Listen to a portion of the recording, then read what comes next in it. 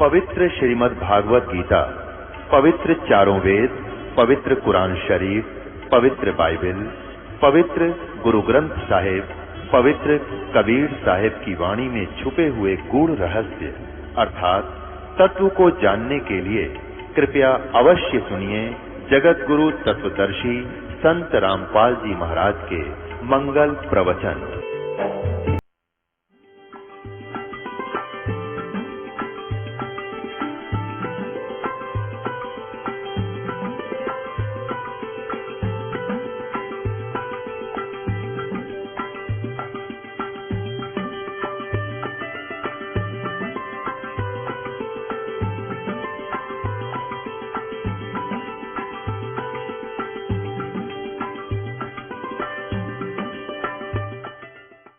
पुण्यात्माओं, ये वो परमेश्वर है जो हमारे सब दुखों को दूर करते हैं। और पहले हम इनको भगवान नहीं मानते थे। इनको एक सिंपल साधारण सा एक भक्त या कवि की संज्ञा देकर के हम इनके चैप्टर को क्लोज कर दिया था। और अब ये चैप्टर इतना विस्तृत है कि ये इसकी महिमा हम गा ही नहीं सकते। परमात्मा के ज्ञान से हमें कैसे जानकारी हुई, जैसे हम काल ने इस कैसे रोक रखे हैं इस जेल में, अपनी कारागार में।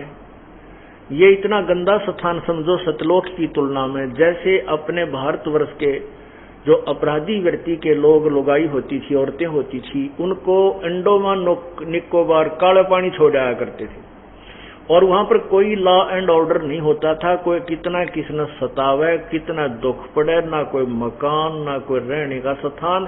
तो वहां उनकी ब्रेन मट्टी हुआ करती थी और वापस नहीं आ सकते थे, क्योंकि वो इतनी समुद्र के बीच में टापू है, कोई विधि नहीं, कोई साधन नहीं था उनके पास वापस आने का। तो वहां भूखे रहो, कोई किसी ने कुटे छेते बुंडा अच्छा काम करे, चाहे उन्हें जानते मारे, कितना तंग करो, वो बुरा हाल होता था। प्राकृतिक आपदाएं, रोग हो जाए, बीमारी हो जाए, कोई डॉक्टर वैद्य नहीं। तो हम उस सतलोक से यहाँ ऐसे गंदे लोक में आए हुए हैं, इस काल के लोक में, जैसे इंडोमान निकोबार में पहुंच जाते थे। वापस जाया ना जा, कोई विधि नहीं होती थी। तो अब परमात्मा ने हमें साधन दिया है, विधि बताई है कि तुम गलती करके दोषी होकर यहाँ आए हो, तुम अपने आप को सुधार लो, तुम्हें फिर वहीं ले चलता हूँ जहाँ तुम सुखी रहते हो। तो यहाँ हम कैसे फंस गए, इस जेल को अपना घर मान लिया, जब ये पता है कि हम यहाँ रह नहीं सकते और ये हमारा स्थायी स्थान नहीं है। तो इस काल ने हमें क्यों कर बांध रखा है।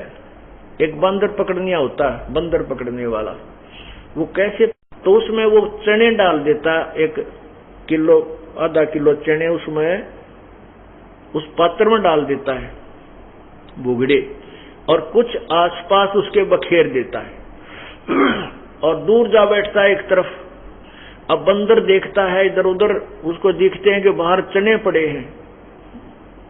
वो चने खाने के चक्कर में, लालच में वहां आ जाता है जहां पर उसने वो जाल फैला रखा होता है।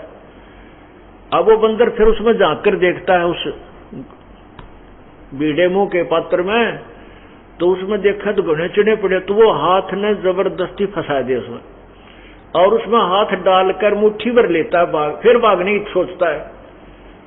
अब वो मुट्ठी भरने के बाद उसका हाथ हट गया, वो खुल नहीं रहा, बाहर नहीं आ रहा, और मुट्ठी वो खोल रहा नहीं। इतनी अकल कोई ना कि तू मुट्ठी खोल दे, इस चना न छोड़ दे, वो लालच छूटता नहीं उस पर कति, उसके बस की बात नहीं कि वो मुट्ठी खोल दे, नहीं खोल सकता बंदर।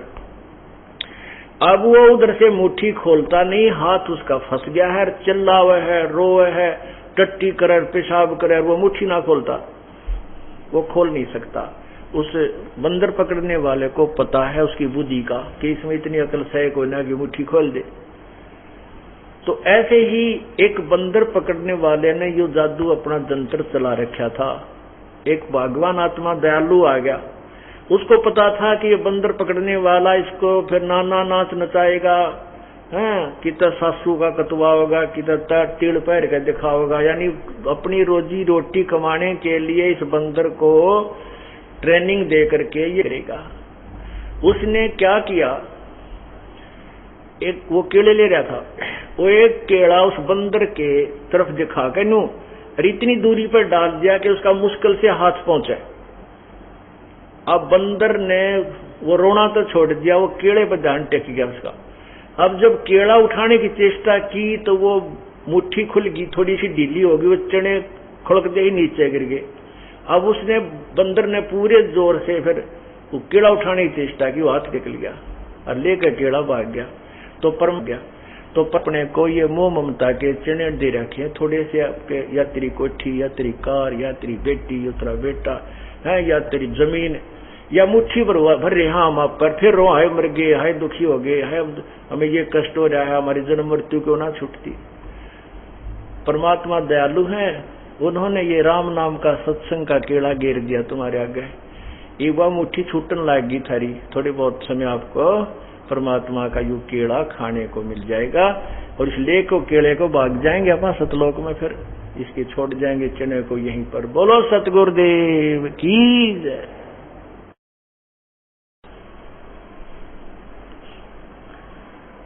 कर जोरूं विनती करूं, धरूं चरण पर शीस, गुरु राम देवानंद जी महाराज ने दिया नाम बख्शीश। कोटि कोटि सिजदा करूं, कोटि कोटि प्रणाम, चरण कमल में राखियो मैं, बंदी जाम गुलाम। अब गुण किए तो बहुत किए, करत न मानी आर, बावे बंदा बख्श दियो, बावे गर्दन उतार।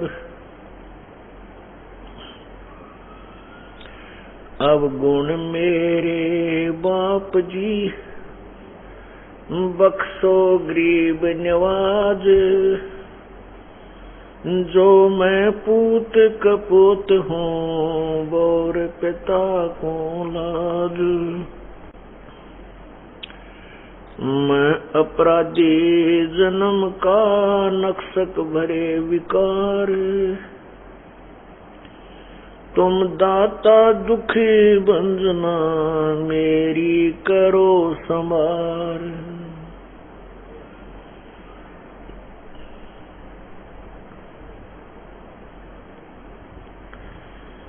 गुरु जी तुम ना भूलियो, चाहे लाख लोग मिल जाएं, हमसे तुमको बहुत है, तुमसे हमको नहीं।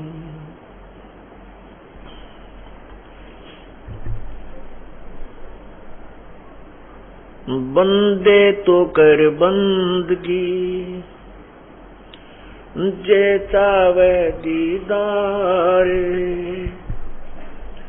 अवसर मनुष्य जन्म का मिले न बारंबार। मानुष जन्म दुर्लभ है, भाई मिलन बारंबार। तरवर से पत्ता टूट गिरे वो बोहर न लगता डार।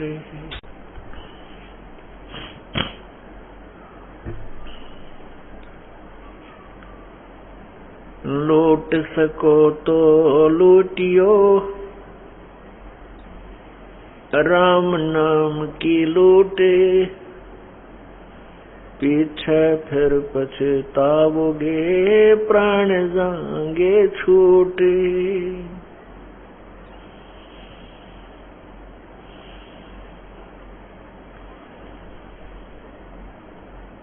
कभी रतन जड़ाऊ मंदिर है, लख योजन स्थान,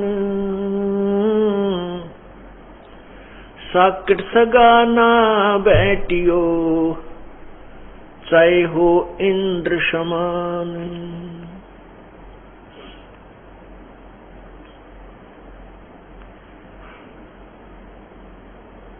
मर्द गर्द में मिल गए, वो रावण से रणधीर, कंस के सी चाणूर से अरना कुश बलबीर। तेरी क्या बुनियाद है, जीव जन्म धर लेत, गरीब दास हरि नाम बिना, खाली पड़ सीखे तो। परमपिता परमात्मा सारी सृष्टि के रचनहार कुल मालिक कबीर परमेश्वर की असीम कृपा से ये शुभ समागम पूर्णिमा पर्व चल रहा है।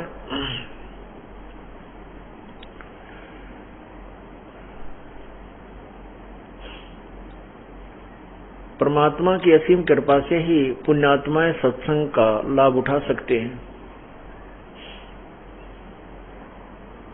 जिन पुण्यात्माओं को रह रहकर परमेश्वर के चरणों में आने का सुअवसर प्राप्त हो रहा है, उनके ऊपर परमात्मा विशेष प्रसन्न है।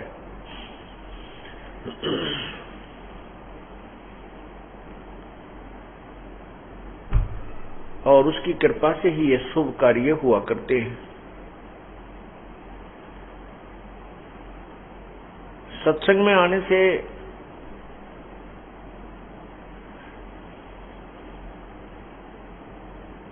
इस प्राणी को ये ज्ञान होता है कि हम कौन हैं, कहां से आए थे, और हम ये जन्म और मृत्यु को बार बार प्राप्त हो रहे हैं, इसका उद्देश्य क्या है।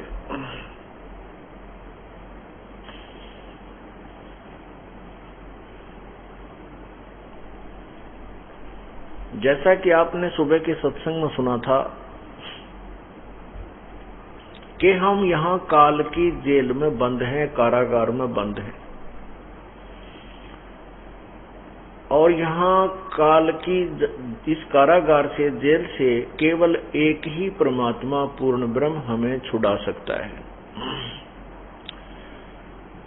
उसके बारे में क्या कहा है, वो खुद ही कहते हैं, अमर करूं सतलोक पठाऊं, ताते बंदी छोड़ कहाऊं। हम परमात्मा कबीर जी को बंदी छोड़ कहते हैं। वो बंदी छोड़ की डेफिनेशन, परिभाषा स्वयं ही बता रहे हैं कि मैं बंदी छोड़ किस लिए कहलाता हूं। अमर करूं सतलोक पठाऊं, ताते बंदी छोड़ कहाऊं। आपके कर्मों के बंधन को काट के इस बंद से, काल की बंद से, कारागार से तुम्हें छुड़वाता हूं और सतलोक में अमर करता हूं, इसलिए मैं बंदी छोड़ कहलाता हूं।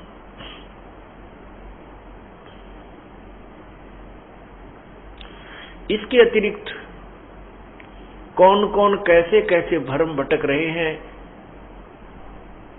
उसके विषय में बता रहे हैं। पार किन्हे ना पाए संतो, पार किन्हे ना पाए, पार किन्हे न पाए संतो, पार किन्हे न पाए। युग 36 रीत न जानी, ये ब्रह्मा कमल भुलाए संतो, पार किन्हे न पाए। 4 अंड ब्रह्मांड रचाने, कूरम धौल धराए, कच्छ मच्छ से सा नारायण, सहस मुखी पद गाए।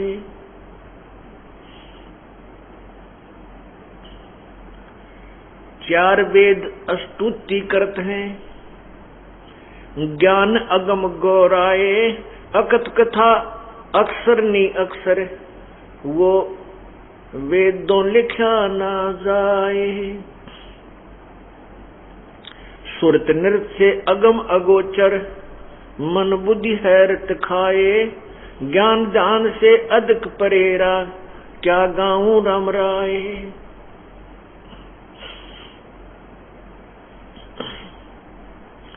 नारद मुनि गुणी में मनता वो नर से नार बनाए, एक पलक परिपूर्ण साहेब पूत 72 जाए।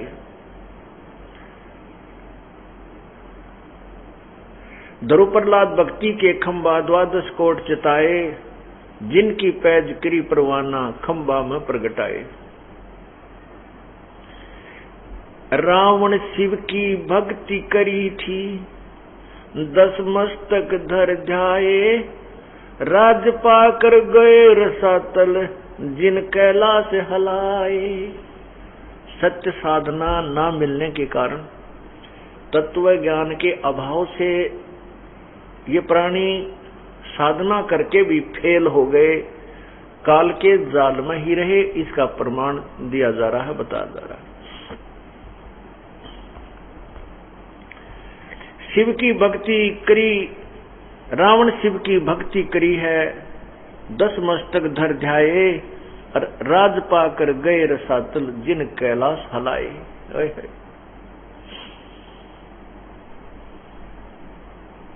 बलि को यज्ञ समेघ पुराजी 52 द्वारे आए, 3 लोग तरपेंड करिए, जिन ऐसे चरण बढ़ाए।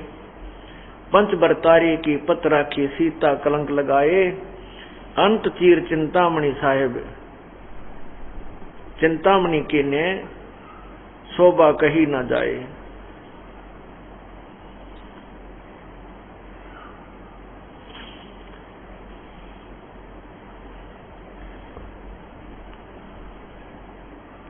कृष्ण चंद्र गए द्वारका, कृष्ण कबीर कृष्ण रूप बनाए, दुर्योधन की मेवा त्यागी, फिर साग भी दुर्घर खाए। शंख बजाने कृष्ण सेवा, सुपस रूप धर धाये, पांडव युग में कबीर जगत गुरु, वो 33 कोट हराए।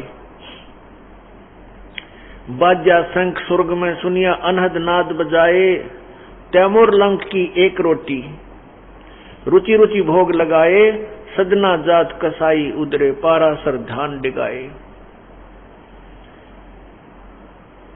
तपिया का तप दूर किया है, लोधिया के गला बंधाए, नरसिल्ला की हुंडी झाली, वो सांवल सा कहाए। नामदेव की छान छिवाई, देवल फेर दिखाए, पातशाह को परचा लीना, बच्छा गूंजवाए। दामन गिर पीर तुम आगे, महलों अगन लगाए। कबीर की गति कोई न जाने, वो केसो नाम धराए। 9 लाख बोडी काशी आई, आप कबीर भर ल्याए। अति सार चले साधु के, फिर सिकलात उठाए। पीपा परचय साहेब भेंटे, चंदोवा दिया बुझाए। भवन गवन सुन में किन्या, घोड़े दाग दगाए। दास गरीब अगम अनरागी, पद मिल पद समाये।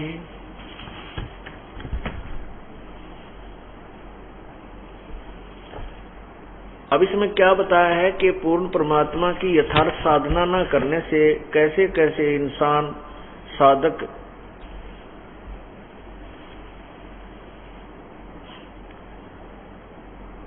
अपनी क्रियाओं को करके और व्यर्थ रहे। इसलिए क्या बताते हैं,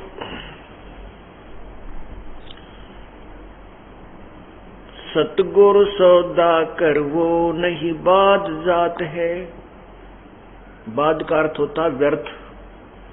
पूर्ण परमात्मा की भक्ति के लिए सतगुरु के साथ ही अपना जो है सौदा करो। परमात्मा की प्राप्ति के लिए पूर्ण संत की तलाश कीजिए। उसके विषय बता रहे हैं, जिन तेरा पिंड प्राण बनाया, उस साहेब से डरवो। अजपा जाप जपो मन बोरे, जम किंकर से लड़वो। सुख दे कू 84 भुगती, बिना पजावे खरवो। तेरी क्या बुनियाद पुरानी, तू पेंडा पंथ पकड़वो। नर से नार किए नारद मुनि, अवगत बाजी गर्वो। शिव की संख कल्पना मिट्टी, भस्मा गिर लिया छरवो। अंत चीर चिंतामणि किन्ने द्रौपदी पीताम्बर वो, दुशासन का मान मुआ है उद्बुद देख लहर वो। अजामेल गण का कहला रह गई अयोध्या तरवो, वाल्मीकि का शंख बजाया जहाँ द्वादश कोट विपर वो हो। केसो नाम कबीर के आए 9 लाख बॉडी भरवो, काशी धाम कबीर कल्पना गई विपर सब टरवो हो। गगन मंडल के मध्य महल है जा मूरत अजर अमर वो, दास गरीब कबीर साहेब मिले परम पदी हर वो।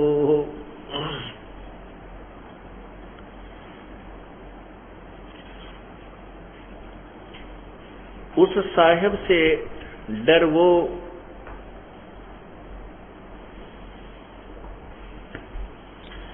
जिन तेरा पिंड प्राण बनाया उस साहेब से डर वो। और अजप्पा जाप जपो मन बोरे जम किंकड़ से लड़वो।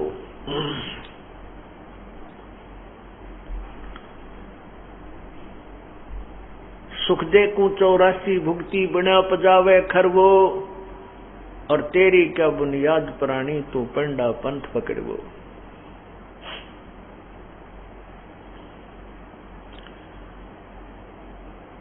परमपिता परमात्मा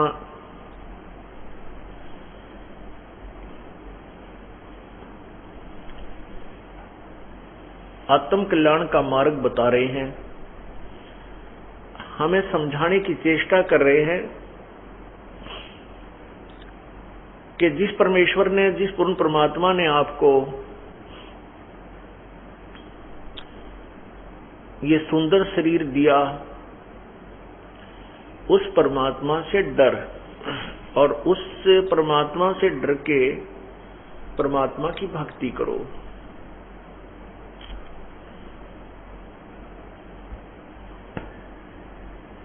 और परमात्मा की भक्ति ना करने से कितने कष्ट आते हैं कि सुखदेव ने 84 भुगती, 84 लाख योनियों का कष्ट सुखदेव जैसे ऋषि ने भी उठाया। सुखदेव ने 84 भुगती बिना पजावे खरवो, खर माने गधा, और तेरी क्या बुनियाद प्राणी तू पेंडा पंथ पकड़वो। नर से नार किए नारद मुनि अवगत बाजी गर्वो, शिव की संख कल्पना मेटी भस्मा गिर लिया छरवो। अंत चीर चिंतामणि किन द्रौपदी पीताम्बर वो, और दुशासन का मान मुआ है उद्बुद देख लहर वो। अब पुण्यात्माओं को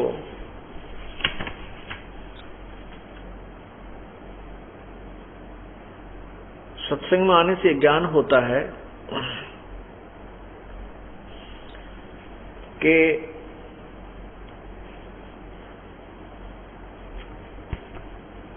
कौन से कर्म हमने करने चाहिए और कौन से ना करने चाहिए।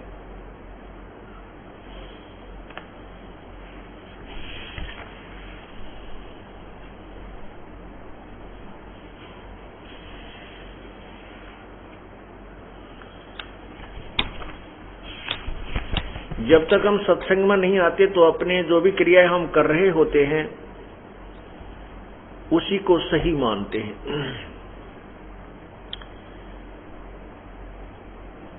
अब ये तत्व ज्ञान का विद्यालय है और आपको इस विद्यालय में प्रवेश प्राप्त हो चुका है। इसको अब अच्छी तरह समझना है, ग्रहण करना है। ये तत्व ज्ञान जिसमें आप ग्रहण कर लोगे आपके हृदय में समा जाएगा, फिर आप भक्त बनोगे, फिर आप सच्चे श्रद्धालु बन जाओगे, फिर आप किसी के डिगाए नहीं डिग सकते। इस दास की ये मेहनत रंग लाई है कि आपको रह रह कर ये ज्ञान ऐसे समझा दिया कि छोटे छोटे बच्चों के भी उंगलियों पर गीता और वेदों के श्लोक, उनके नंबर याद हैं।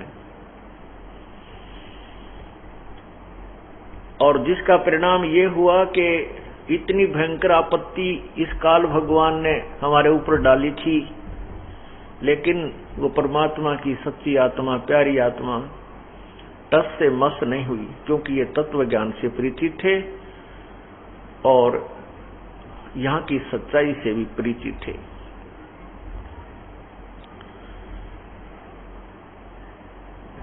अब जैसे हम भक्ति भी करते हैं और उस भक्ति से कोई लाभ होना नहीं, उसके करण का कोई फायदा नहीं, नो यूज एट ऑल,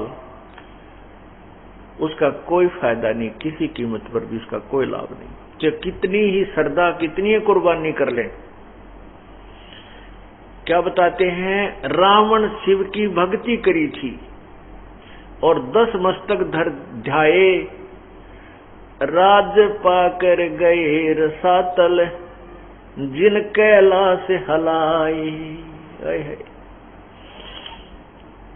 कि साधना भी की और वो भी यूजलेस, उसके करने का कोई फायदा नहीं। गीता जी अध्याय नंबर 16 श्लोक 23 में कहा है कि शास्त्र विधि को त्याग कर जो मनमानी पूजाएं करते हैं, मनमाना आचरण करते हैं, उनको कोई लाभ नहीं होता, ना उनकी गति होती है और न ही उनको कोई सुख होता है, ना कार्य सिद्ध होता है, ना उनको सिद्धि प्राप्त होती है।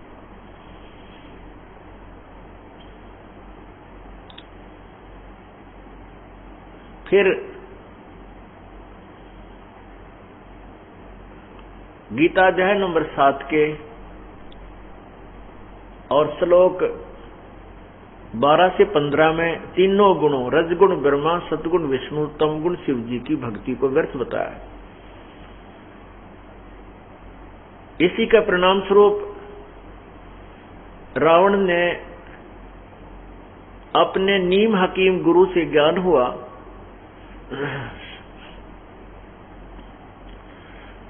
कि शिव ही पूजा के योग्य है और शिव ही सर्वशक्तिमान है, शिव की पूजा से ही मोक्ष होता है। उस श्रद्धालु ने, रावण ने परमात्मा प्राप्ति के लिए जैसा भी उसको ज्ञान हुआ था, उस उद्देश्य से भगवान शिव जी तमोगुण की उपासना की, ऐसी उपासना की कि 10 बार अपनी गर्दन काट के यहां से ऐसे अपनी तलवार से ही ऐसे काट के इतने हिस्से को और शिव जी के चरणों में चढ़ा दिया, और भगवान शिव ने वो 10 वापस भी दे दिए उसके, और फिर भी मोक्ष नहीं हुआ। यदि उन श्रद्धालुओं को ये तत्व ज्ञान प्राप्त हो जाता तो ये डरे नहीं डोते, लंका को सोने की बनाने में नहीं लगा रहता रावण, और ना ही ये कुक्रम करता कि सीता जी को का अपहरण भी नहीं करता। इसी के उपलक्ष्य में क्या बताते हैं, संतो चक्र दहे दुर्वासा, जैसे बिजली कांसा।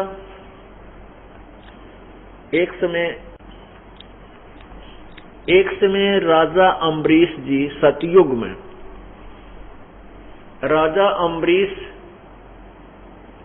साधना किया करते थे।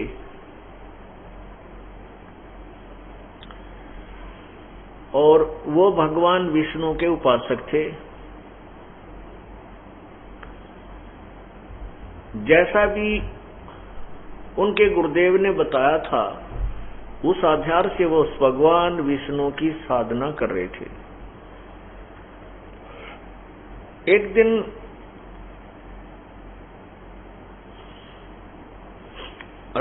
ये राजा अम्बरीश गृहस्थी थे, बाल बच्चेदार थे, और दुर्वासा ऋषि जो थे वो बाल ब्रह्मचारी थे, और घर त्याग करके जंगल में इधर उधर भ्रमण किया करते थे। बहुत ज्यादा घोर तपस्या करके उसने सिद्धियां प्राप्त कर रखी थी। तो दुर्वासा जी ने अपनी साधना को सर्वोत्तम मान रखा था, जिस कारण से वो अन्य को वही साधना करने के लिए प्रेरित करता था। नहीं मानते थे तो उनको सजा देता था। एक दिन राजा अम्बरीश अपनी साधना कर रहा था और उस दिन एकादशी का व्रत था। राजा अम्बरीश व्रत नहीं रखता था, अपने अंजल के ऊपर संयम रखता था। वो क्या करता था, जैसे प्रथमा को अगर उसने 10 रोटी खानी है, जो प्रथम तिथि होती है जब महीना स्टार्ट होता है, उस दिन यदि वो एक दिन में 11 रोटी खाता है या 10 खाता है, तो द्वितीय को वो 9 खाता था, तृतीया को वो 8 खाता था। ऐसे एक रोटी कम करता करता और एकादशी के दिन वो कुछ नहीं खाता था।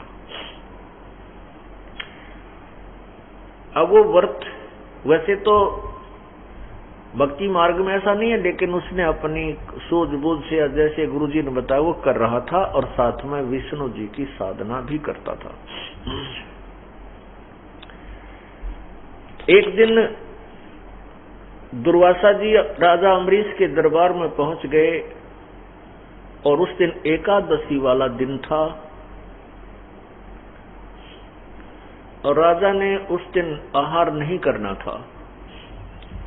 दुर्वासा जी वहां पहुंचे तो राजा ने दुर्वासा जी के लिए भोजन की प्रार्थना की कि आहार, आपका भोजन तैयार है। दुर्वासा जी ने कहा, मैं खाना खा के आता हूं ना, वो स्नान करके आता हूं, बाद में भोग लगाऊंगा, बाद में आहार करूंगा। उनको स्नान करने में, गंगा दरिया पर गए, स्नान करने में देरी लगी और उधर से जो उनके गुरुजी थे अम्बरीश जी के, उन्होंने कहा कि एकादशी का जो समय है, तिथि है, वो उसका समय समाप्त होने वाला है, दोपहर का बाद हो गया है, आप अपना कुछ जलपान कर लीजिए। या जलपान का उस दिन था कि वो केवल आचमन करता था, जल का जल ग्रहण करता था, उसी को आहार मानता था, कुछ ऐसा पौराणिक कथा है। तो उसने अपना वो आहार कर लिया उस गुरुदेव के कहने से। उधर से दुर्वासा जी आए तो उसने पूछा कि आहार करने लगे दुर्वासा जी, तो राजा ऋषि से कहा कि आप भी, अम्बरीश से कहा कि आप भी ग्रहण कीजिए। तो अम्बरीश ने कहा कि मैंने तो अपना जो आहार था वो करना था, कर चुका हूं। इस बात पर दुर्वासा नाराज हो गया कि तूने मेरा अपमान कर दिया और मेरे से पहले खाना कैसे खा लिया तूने, एक संत के से पहले खाना कैसे खा लिया। नाराज हो गया। राजा अम्बरीश ने क्षमा याचना की और फिर दुर्वासा जी शांत हुए और कहने लगे कि तू जो साधना कर रहा है ये गलत है, तो निर्गुण निराकार परमात्मा की निर्गुण साधना करिए, सरगुण साधना ठीक नहीं तेरी। उपवास उपवास रखता है, ये करता है, जबकि वो उपवास आदि नहीं रखता था, केवल अपना संयम कर ध्यान लगाता था, भक्ति करता था। तो राजा अम्बरीश ने कहा, ठीक है ऋषिवर, जैसो जो आपकी आज्ञा। वो नहीं चाहते कि दुर्वासा नाराज हो और नाराज होकर के ये श्राप दे देता है। अब अम्बरीश ने के क्या पता था यो फिर बिजली आ गिरेगी। अगली एकादशी को फिर आ गया दुर्वासा, नेक्स्ट एकादशी को फिर आ गया और वही सतिथि फिर होगी। दुर्वासा जी नाराज होकर के कहने लगा कि तूने मेरी आज्ञा का पालन नहीं किया, तो फिर ये सरगुण साधना कर रहा है, निर्गुण क्यों नहीं कर रहा। इसलिए क्रोधित होकर के अपनी सिद्धि से सुदर्शन चक्र का आह्वान किया। सुदर्शन चक्र आया और दुर्वासा के हाथ में पहुंच गया और दुर्वासा ने आदेश दे दिया कि सुदर्शन चक्र को कि अम्बरीश राजा की गर्दन काट दे। अब सुदर्शन जो चक्र था वो बहुत जबरदस्त अग्नि सी उसमें से निकल रही थी और राजा अम्बरीश के चरणों को छूकर उल्टा दुर्वासा को मारने के लिए वो चक्कर भयंकर रूप धारण करके चल पड़ा। और देख दुर्वासा ने भी लिया कि या तो तेरी शात आ गई। अब दुर्वासा भाग लिया, आकाश में उड़ गया सिद्धि से पहले गया भगवान शिव के पास। शिव जी ने कहा भाई मेरे बस की बात नहीं है, आप यहाँ से जाइए, आपने तो बहुत कोई जबरदस्त भूल की है। फिर गया ब्रह्मा जी के पास, ब्रह्मा जी ने भी मना कर दिया। फिर गया इंद्र जी के पास, इंद्र जी ने भी मना कर दिया। फिर वो विष्णु लोक की सुरती लगाकर चला। वो पूर्ण परमात्मा, पूर्ण ब्रह्म दुर्वासा को, उस परमात्मा की लीला को आप बहुत देर में समझ पाओगे, क्योंकि अभी तक हम जो भी सुन रहे हैं, देख रहे थे कि ये कृष्ण जी ने किया, ये विष्णु जी ने किया, ये उसने किया, नहीं, ये करने वाला तो एक ही परमात्मा है। और वो सभी साधकों की वो रक्षा करता है, उनकी पत रखता है। उस पूर्ण परमात्मा ने विष्णु रूप धारण किया और विष्णु लोक अलग से बनाया। ये तत्व ज्ञान मैं आपको सुना रहा हूं, क्योंकि हमने जो कथाएं सुन रखी थी वो लोक वेद था। तो वहां पर दुर्वासा जब जा रहा था, उसने विष्णु लोक में जाना ही था, विष्णु जी से याचना करने जाना था। तो विष्णु जी के दरबार में वो पहुंच गए, अर्थात वहां बैठे पूर्ण परमात्मा थे, विष्णु रूप दिखाई दे रहा था। परमेश्वर कहते हैं, सो छल छिद्र मैं करूं अपने जन के काज, और हिरण्यकशिपु जो मार दूं मैं भी नरसिंह धर लूं साज। तो वहां पर 33 करोड़ देवता बैठे थे, 88,000 ऋषि विद्यमान थे, दरबार लगा हुआ था। दुर्वासा जी इतने भयभीत थे कि जरा सी भी देरी होगी तो ये सुदर्शन चक्र तुझे मार डालेगा। पीछे देख रहा है और भाग रहा है, पीछे देख रहा कर बहुत स्पीड खींच रहा है। जब दरबार में बढ़ा तो एकदम सभी की दृष्टि पड़ी कि दुर्वासा जी की ये हालत कैसे होगी। ये तो बहुत जबरदस्त तोब है, इसके सामने तो सभी कांपते थे, आज ये कैसे डरकर भागा हुआ है। तो सामने देखा तो चक्र सुदर्शन भी उसके पीछे पीछे आ रहा है। पूर्ण परमात्मा विष्णु रूप में विद्यमान थे, और पूर्ण परमात्मा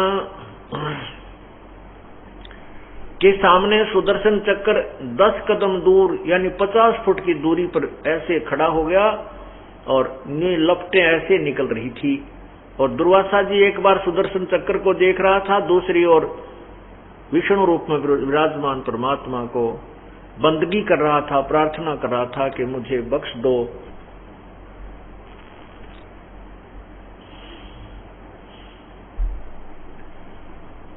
वो अम्बरीश, वो दुर्वासा ऋषि जिसने एक श्राप से 56 करोड़ यादों का नाश कर दिया था, और आज वो स्वयं अपनी जान बचाने के लिए गिड़गिड़ा रहा है। तब भगवान ने कहा, उस पूर्ण परमात्मा ने कहा कि ऋषि जी आपने क्या गुस्ताखी की है, सुदर्शन चक्र आपके ऊपर इतना उग्र रूप कैसे धारण कर रहा है, कैसे उग्र हुआ। तब दुर्वासा जी ने सारी कहानी बताई कि मैं राजा अम्बरीश के दरबार में गया था, और मैंने उनको कहा था कि आप ये साधना ना कीजिए, ये साधना ठीक नहीं है, आप निराकार परमात्मा की निर्गुण साधना कीजिए। और मैंने उनके ऊपर सुदर्शन चक्र छोड़ दिया क्रोध में आकर। तो भगवान ने कहा कि ऋषि जी तुम साधना नहीं कर रहे, आपने जो सिद्धियां प्राप्त की हैं इनके कारण तू मान बढ़ाई का भूखा है, और भक्ति मार्ग में जोर जबरदस्ती नहीं चलती।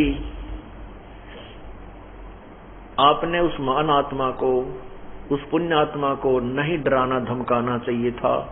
ये ज्ञान का मार्ग है, आप अपना ज्ञान दीजिए, उसको अच्छा लगे तो स्वीकार करेगा, नहीं अच्छा लगता तो नहीं करता। आपने जो बदतमीजी की है उसका परिणाम तुझे भोगना पड़ा है। अम्बरीश बहुत ही अच्छे भक्त हैं, उनके हृदय में दया है, विनम्रता है, अधीनी है, और तेरे अंदर ना दया है ना अधीनी है, और न ही तेरी भक्ति अम्बरीश जैसी है।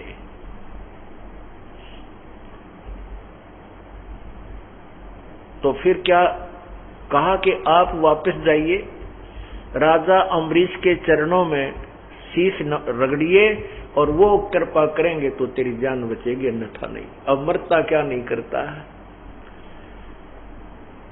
वो दुर्वासा जी भगवान का आदेश पा करके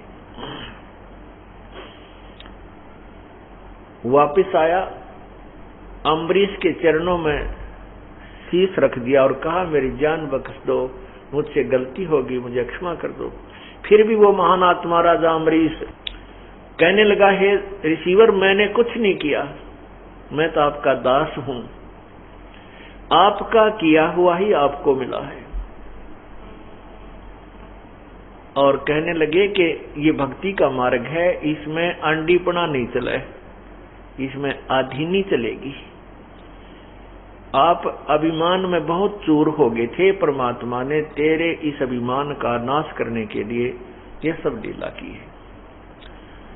तो पुण्यात्मा, अब विचार करना हम कहां ले जाना चाहते हैं इस पूरी कहानी को, अब आगे बताएंगे। पहले ये वाणी सुनाते हैं। संतो चक्र दहे दुर्वासा, जैसे बीजल कासा,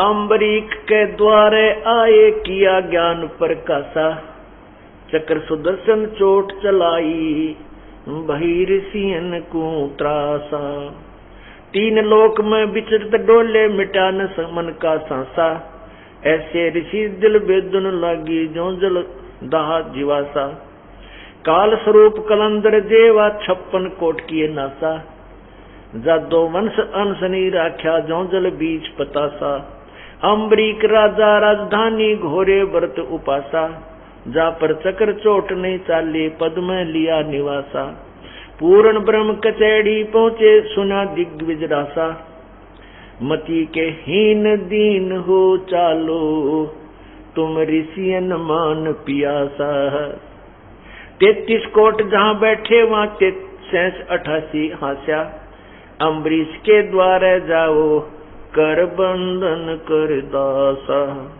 अंत कोट जुग जहान दर्श कर, 6 ऋतु 12 मासा, दास गरीब विष्णु न्यो भाख्या, दास गरीब परमेश्वरियों भाख्या, निज सुमरण कर श्वासा। अब क्या बताया है कि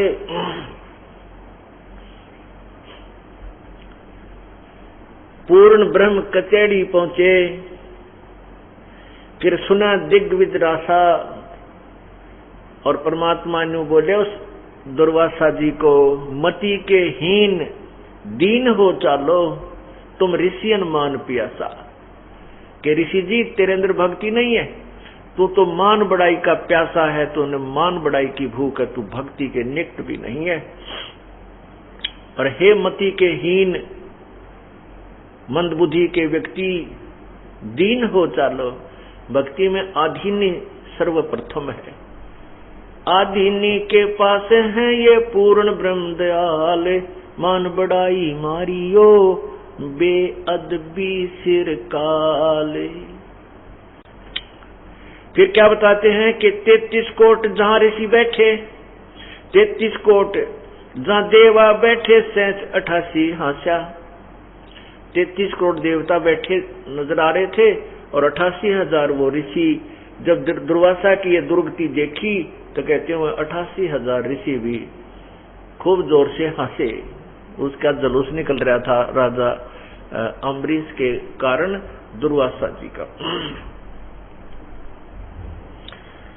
अम्बरीश के द्वारे जाओ, कर बंधन कर दासा, राजा अम्बरीश के द्वारा जाके उसको हाथ जोड़कर अधीनी के से याचना कर, तब तेरी जान बख्शेगा। अंत कोट जुग ध्यान दर्श कर, 6 ऋतु 12 मासा, कहते थे कितने युगांती तू साधना कर ले और कितने कठिन से कठिन भक्ति कर ले, लेकिन उस सत्य साधना के बिना तेरा छुटकारा नहीं। दास गरीब प्रभु यो भाख्या, ऐसे कहा, निज सुमरण कर श्वासा, कि वो निज सुमरण यथार्थ भक्ति सत्य नाम का श्वासों के द्वारा सिमरण कर, जब तेरा कल्याण होगा। और नहीं तो कितने अनंत करोड़ युग तक तू भक्ति अन्य साधना करता रहे, तेरा मोक्ष नहीं है। अपने आत्मा अब यहाँ दुर्वासा जैसी तोब भी राजा अम्बरीश के दरबार में नतमस्तक हो गई। इससे सिद्ध है कि अम्बरीश राजा जो था वो विष्णु यहाँ के जो साधना है तीन लोक की, वो बहुत ही अच्छा साधक था। और फिर क्या होता है, अब तत्व ज्ञान इसका निर्णय करेगा। राजा अम्बरीश वो साधना करके सतयुग में, त्रेता युग में, उसमें फिर अपने स्वर्ग में गया, महास्वर्ग में गया, ब्रह्मलोक में गया, वहां सब साधना अपनी खत्म करके विष्णु लोक आदि में वो फिर दोबारा जन्म को प्राप्त हुआ। वही राजा अम्बरीश त्रेता युग में राजा जनक हुए। और राजा जनक के रूप में जब वो थे तो सुखदेव जैसे ऋषि ने भी उनको गुरु धारण किया, गुरु बनाया। और तब सुखदेव ऋषि जी विष्णु लोक में पहुंचे, स्वर्ग प्राप्त हुआ। अब इस काल का कैसा भयंकर जाल है। अब वही राजा जनक अपने यहाँ साधना बहुत करता था, यज्ञ भी बहुत करता था, अपने पुण्य के परिणाम स्वरूप स्वर्ग पहुंचा, विष्णु जी के लोक पहुंच गया। वहां अपने पुण्यों को फिर खत्म करके वो कलयुग के अंदर श्री नानक जी रूप में अवतरित हुए, जन्म हुआ। और नानक जी के रूप में जब वही पुण्यात्मा राजा अम्बरीश वाली यहाँ जन्म हुआ था, तो उस समय पूर्ण परमात्मा कबीर देव, कबीर प्रभु उनको बेई नदी पर मिले थे। और श्री नानक जी को नदी में डूबने का बहाना करके सतलोक लेकर गए थे। सचखंड में जाकर के उस वास्तविक प्रभु यानी अपने ही स्वरूप से परिचित कराया था। उसके बाद राजा अम्बरीश वाली वही आत्मा श्री नानक जी के रूप में प्रभु की शरण में आई और सत्य साधना की, सतनाम का जाप किया। तब उनका छुटकारा हुआ। अब देखना, पुण्यात्माओं, जो साधना हम करते हैं वो साधना वही होनी चाहिए जिससे हमारा मोक्ष हो। अन्यथा जैसा आप कर्म कर रहे हो वैसा फल तो मिले ही मिलेगा, लेकिन उसका कोई लाभ नहीं। जैसे कोटि जन्म तोय भर मत होगे, कुछ ना हाथ लग्या रे, कुकर सुकर खरबया बोरे, कौआ हंस बुगारे। कोटि जन्म तू राजा की, ना मिटी न मन की आशा, भिक्षुक होकर दर दर घूम लिया, ये मिला न निर्गुण रासा। इंद्र कुबेर ईश की पदवी, ब्रह्मा वरुण धर्मराया, विष्णुनाथ के लोक को जाके फिर भी उल्टा आया।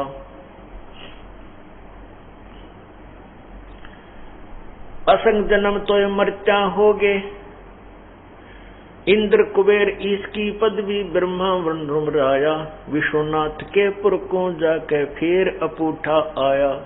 असंग जन्म तो मरता होगे, जीवित क्यों न मरे रे, द्वादश कोट मद मत बोरे, बहोर न दे धर रे। दो जग भी सभी ते देखे, राजपाट के रसिया, तीन लोक से तरपत नाही, ये मन भोगी खसिया। सतगुर मिले तो इच्छा मेटे, पद मिल पदे समाना, चल हंसा उस लोक पठाऊं, जो आद अमर अस्थाना। चार मुक्ति जहाँ चंपी करती, चार मुक्ति जहाँ चंपी करती माया होरी दासी, दास गरीब अभय पद पर से वो मिले राम अविनाशी। अब देखो राजा अमरीश जैसी पुण्यात्मा कितनी अच्छी साधना करते थे और बहुत ही नेक आत्मा थे, राजा होते हुए भी, और परमात्मा की भक्ति में बहुत ज्यादा ध्यान था, बहुत पुण्य किए, यज्ञ की, उसका परिणाम मिला, अच्छा जन्म भी मिला, ऊपर अच्छे लोकों में भी रहे। फिर राजा जनक बने। राजा जनक अर्थात राजा भी हुए, भक्ति भी करते रहे, फिर स्वर्ग गए। स्वर्ग में अपने पुण्यों को क्षीण करके वो फिर क्या बने? एक सिंपल मैन, एक साधारण व्यक्ति का जन्म हुआ, श्री नानक जी। लेकिन उस समय वो जो यज्ञों का जो पुण्य था, जो साधना उन्होंने की हुई थी, वो अक्षीण हो चुका था। पहले हजारों की संख्या में, लाखों की संख्या में नौकर होते थे, सैनिक होते थे, राजा अम्बरीश वाली आत्मा अर्थात राजा जनक वाली आत्मा के साथ, गुरु नानक जी वाली आत्मा के साथ। अब पुण्यों के अक्षीण हो जाने के बाद श्री नानक जी स्वयं नौकर लगते हैं एक नवाब के मौजी खाने के अंदर।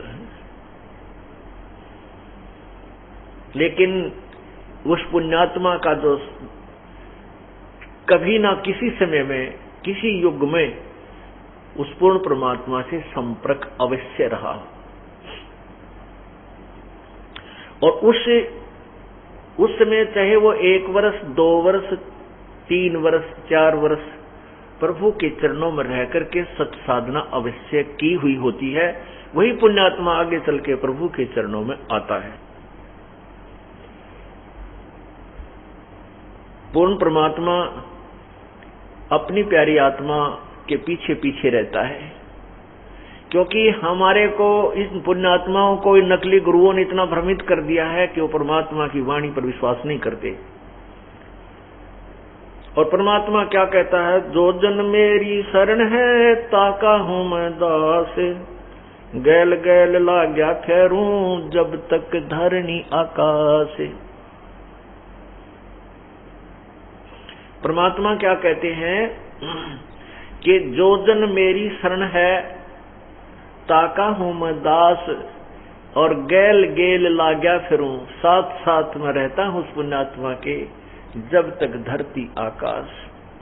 जो बच्चा गौ की नजर में यूं साईं को संत, भक्तों के पीछे फिरे वो भक्त वत्सल भगवंत। वो पुण्यात्मा, वो परमात्मा उन पुण्यात्माओं के साथ साथ रहता है जो कभी उनके चरणों में रहे होते हैं। राजा अम्बरीश के परमात्मा 4 युगों में आते हैं। सतयुग में सत्सुकृत नाम होता है प्रभु का, त्रेता में मुनिंदर होता है, द्वापर में करुणा में नाम होता, कलयुग में कबीर देव, कबीर प्रभु ही उसका वास्तविक नाम जो है उसी से अवतरित होते हैं, प्रगट होते हैं। तो उन समय में कभी न कभी, किसी न किसी युग में राजा अम्बरीश वाली आत्मा अर्थात श्री नानक जी वाली आत्मा प्रभु के संग रही होगी। इसी कारण से उनको इस कलयुग में आकर के परमात्मा ने पुनः संभाला और उनको मोक्ष का अधिकारी बनाया। अब देख लो पुण्यात्माओं, जो आप अन्य साधना करते हो किसी भगवान की, विष्णु की, शिव जी की, या निराकार भगवान मान का ब्रह्म की, ये मोक्षदायक नहीं है, जन्म मृत्यु का झंझट बनाया रहेगा आपको। तो इनको करो चाहे ना करो, ये तत्व ज्ञान के बाद ये करने को आपका दिल करेगा ही नहीं। क्यों नहीं करेगा? कहते कोट जन्म तन ब्रह्मत हो गए, कुछ ना हाथ लगे। रे राजा अम्बरीश होते हुए वो पुण्यात्मा कितने सतयुग में फिर राजा। सतयुग में तो वैसे ही आम व्यक्ति इतना सुखी होता है, कहना है कि राजा तो बहुत सुखी हो जाता है, और वो सुख भी ना रहा, पुण्य भी किए, फिर स्वर्ग गया, स्वर्ग में अपने पुण्यों को शेष वहां समाप्त किया, फिर राजा फेर बन गया, राजा जनक हुआ। सीता जी का पिताजी। और उसमें भी राजा के ठाठ कितने थे, बहुत सी ऐश्वर्य के साधन भी थे, लेकिन वो भी खत्म हो गए। फिर स्वर्ग गया, स्वर्ग से फिर अपने पुण्य खत्म करके फिर एक साधारण व्यक्ति के घर पे जन्म हुआ। वो पुण्य अक्षीण हो गए, ऊपर के लोकों में समाप्त हो गए। और फिर क्या हो गया, अगर उस समय परमात्मा ना मिलते तो नानक जी भी एक अपने उस जीवन को व्यर्थ करके फिर ना जाने कौन सी योनि में चले जाते। लेकिन नहीं, ये जो सतनाम आपको मिला है, सतनाम, और इस सतनाम को मिलने के उपरांत आपको सारनाम नहीं मिला और आपकी मृत्यु होगी। आपको न जाने कितने जन्म मनुष्य के मिल जाएंगे, मोक्ष नहीं है, मनुष्य के जन्म मिलेंगे, अच्छे से अच्छे जन्म मिलेंगे। और फिर आपके ये दोनों मंत्रों की कमाई जब समाप्त हो जाएगी, आप फिर सिंपल मैन बनोगे, साधारण व्यक्ति के घर में जन्म होगा। और उस समय ये दयालु परमात्मा फिर आपको अवश्य संभालेगा, आपको 84 लाख योनियों में नहीं जाने देगा, शीघ्र सी नहीं जाने देगा। यानी फिर हम बिल्कुल नहीं सुनेंगे, वो बात है अलग। तो पुण्यात्मा, ये भी कच्चा काम रह जाएगा यदि सतनाम ही प्राप्त हो गया और आपकी मृत्यु होगी। सारनाम योग्य नहीं बने, नखरे करते रहे। अब क्या देखता है ये दास, नाम ले गया था जी पिछला महीने और नाम खंडित हो गया, पहला नाम लिया था दोबारा लूंगा। अच्छा भाई, क्योंकि पहले मंत्र वाला तो गलती कर सकता है, क्योंकि वो तो एकदम नया बच्चा होता है, पहली कक्षा का बालक होता है, हो जाता है खंड। लेकिन नहीं होना चाहिए, कोशिश करे कि जो काम करने लग गए उसको पूरा ही किया जाना चाहिए। तो फिर दोबारा उपदेश ले लेता है, फिर 4 महीने के बाद उसको सतनाम भी प्राप्त हो जाता है। सतनाम लेने के बाद फिर 6 महीने के बाद फिर कह जी नाम खंडित हो गया मेरा, तो ऐसा हो गया वैसा हो गया। अच्छा भाई, 1-2 साल के बाद फिर कहेगा जी मुझे शंका है मेरा शायद नाम खंडित हो गया, और करे बिना रहता नहीं, आप गलती अवश्य कर देता है। तो पुण्यात्मा कोई बात नहीं, अब परमात्मा ने आपको पार करना है। ये अब बैन उठ गया है, कलयुग में ये समय आ गया है कि सभी प्राणी जो इस तत्व ज्ञान को ग्रहण करके इस मार्ग पर लग जाएंगे, सभी पार हो जाएंगे। लेकिन पार होंगे वो जो बार बार ये अपने नाम को खंडित ना होने देंगे।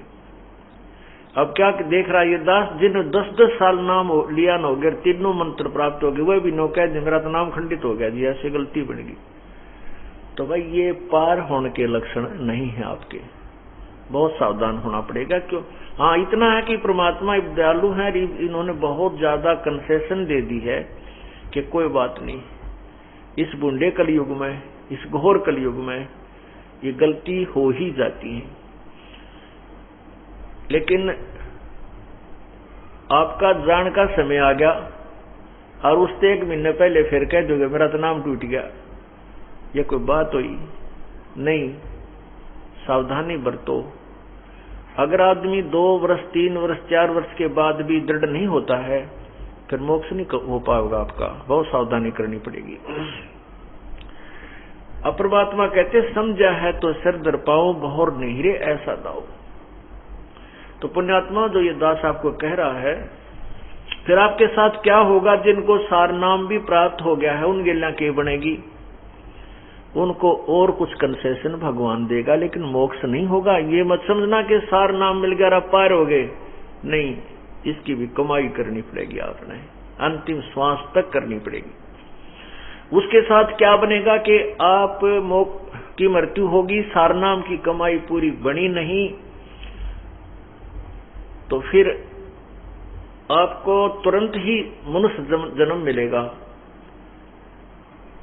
जैसे कुछ भक्त चले गए जिनको सतनाम मिला हुआ था और सारनाम नहीं मिला, उनको भी तुरंत मनुष्य जन्म मिलेगा और इसी क्षेत्र में मिलेगा। हो सकता है जो उनके परिवार ने अगर नाम ले लिया हो और वो बुढ़ा मर गया तो उसको हो सकता है उन्हीं के घर में फिर दोबारा जन्म मिल जाएगा तुरंत ही, और वो 2-3 वर्ष का होते ही फिर नाम ले लेगा। अभी तक ये दास यहाँ पर परमात्मा ने छोड़ रखा है, तो उसका मोक्ष अवश्य होगा, क्योंकि फिर उसका नाम खंडित नहीं होगा। क्यों नहीं होगा? क्योंकि वो छोटा सा बच्चा होगा और उसके घर में पहले से परमात्मा की अमर वाणी चल रही होगी, और उसका नाम खंडित होए को ना। खंडित क्यों नहीं होगा? क्योंकि पहले से ही उस परिवार में वो साधना सुचारू रूप से चल रही होगी, और ऐसा समाज बन चुका होगा कि कोई उसमें बाधक बनेगा ही नहीं। पार तो होंगे, लेकिन जन्म बढ़ा लिए, और हो सकता है काल का कुछ अटपटा खेल है। और पुण्यात्माओं, आप ये मत सोचना कि अगले जन्म में देख लेंगे, या भी पेंडिंग नहीं छोड़ना आपके। अगले जन्म में माना आपकी का जन्म दे दे अफ्रीका में, क्योंकि हमारे संस्कार आपस में रले मिले हैं। हिंदू, मुसलमान, सिख और ईसाई कोई भिन्न नहीं है, हम एक पिता की संतान हैं। और ये मजहब धर्म तो अभी बने हैं इस कलयुग में, इससे पहले कोई धर्म मजहब की कोई अलग से व्यवस्था नहीं थी।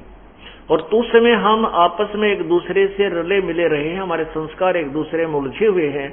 आज हम हिंदू घर में जन्म है तो मृत्यु के उपरांत हम हो सकता है किसी मुसलमान के घर जन्म लेंगे, क्योंकि वो पुण्यात्मा से हमारा कोई संयोग हो सकता है, तो वहां चले जाएंगे। तो वहां फिर कौन समझाओगा आपको इस तत्व ज्ञान को? ऐसे कट्टरपंथी बन गए हैं। तो इस प्रकार आपका बहुत सौभाग्य है कि आपको पहले जन्म हिंदुस्तान में और फिर हिंदू धर्म में। हिंदू धर्म में अभी इतना कट्टरपंथ नहीं आया है जितना कि अन्य धर्मों में प्रवेश कर चुका है। वो तो एक शब्द भी सुनने को तैयार नहीं है। और हिंदू धर्म ने का सभी संतों ने अंडोला बना रखा है। कोई फलाना पंथी, कितने तक गुरुओं के पंथी इस हिंदू समाज के अंदर न्यारे न्यारे बना डाले। पहले तो हिंदुस्तान, दूसरे हिंदू धर्म के अंदर आपका जन्म, और एक विशेष सुविधा सिख धर्म में भी है कि उसमें भी किसी को कोई बाउंडेशन नहीं है, वो जहां चाहे अपनी भक्ति ग्रहण कर सकता है। दूसरा सौभाग्य ये है कि जिनको सिख धर्म में जन्म है। और मुसलमान धर्म एक ऐसे कट्टरपंथ बन गया है कि वो तो किसी की बात सुनकर राजी को नहीं। हम इसमें आगे ना चल करके वापस आते हैं कि मान लीजिए आपका ये जन्म मनुष्य का भी हो गया और हो गया मुसलमानों में, तो फिर वो आप इस मार्ग को ग्रहण करने से वंचित रह जाओगे, क्योंकि वहां की मर्यादाएं बहुत कठिन बना दी गई है। अब क्या होगा कि मान लीजिए जैसे जिसको सारनाम मिल गया है और उसका मोक्ष मृत्यु हो जाती है, पार नहीं हो पाया, तो दूसरा जन्म होगा, मनुष्य का ही होगा। लेकिन ये आवश्यक नहीं है। वैसे तो कृपा है परमात्मा की, आपके संस्कार वो चेंज वेंज करके यही भी कर सकता है, हो सकता है, मतलब एक ऑप्शन मान कर चलो, एक ज्यादा इस चीज को विचार करके चलो कि हो सकता है आपका कितना दूसरे अरब कंट्रीज में हो गया। पहले तो वहां इस ज्ञान की छीट भी ना लगने दे, युकाल वहां तक पहुंचने भी ना दे इस ज्ञान को। और फिर वहां आप मनमाने कोई देश के राष्ट्रपति बन जाओ, फिर आपने भक्ति की आवश्यकता है कोई ना, वहीं अपने उन जो भी वहां की साधना उसी में लीन रहोगे और ये सोचोगे कि इसी साधना से मुझे ये मौज हो रही है। नहीं, वो साधना न्यारी है जिससे आपकी मौज हो रही है।